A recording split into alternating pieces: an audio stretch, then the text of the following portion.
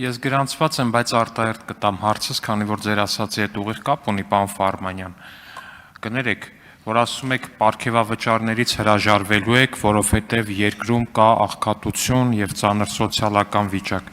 Դուք մոտավոր 20 տարի աշխատել եք ՊԵԿ-ում։ Երբևէ պարգևավճար ստացել եք, թե չէ, ես վստահ եմ, որ ստացել եք, առնվազն 13-րդ աշխատավարձ ստացել եք։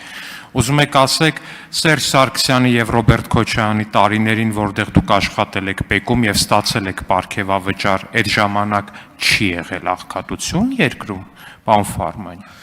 Պարոն Ալեքսանյան, խորհուրդ կտամ չշփոթել քաղաքական պաշտոնը պետական ծառայության հետ, սա մեկ։ Եվ երբ որ դուք տեսնեիք, թե ՊԵԿ-ում ինչ պարգևավճարներ են եղել, դա այն ժամանակվա թվերով կարող եմ ասել, պարգևավճար եւ աշխատավարձը միասին եղել է մոտավորապես մինչեւ 400,000 դրամ։ Մենք, ես նորից եմ կրկնում, մեկ անգամ եւս կրկնեմ, մենք բարոյական իրավունք չունենք որպես քաղաքական գործիչներ եւ քաղաքական պաշտոն զբաղեցնող անձինք այդ պարգևավճարից օգտվելու, դրանք տարբեր բաներ են կատեգորիկ։ Դուք բերում շարքային ծառայողին համեմատում եք քաղաքական պաշտոն զբաղեցնող ազգային ժողովի падգամավորի հետ։ Շնորհակալություն։ Պարոն Ֆարմանյան, բայց այդ ոնց է ստացվում, որ այդ ձեր այդ գումարային պարգևավճար աշխատավարձ գումարած իրար 400,000 ստանալով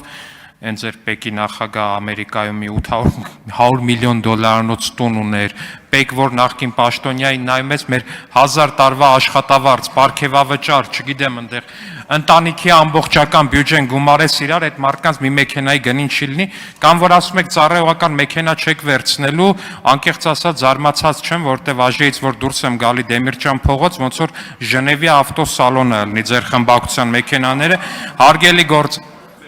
հարգելի գործընկերներ, անկեղծորեն որ ասեմ կզարմանայի շատ, որ օրինակ չգիտեմ, պարոն Կարապետյանը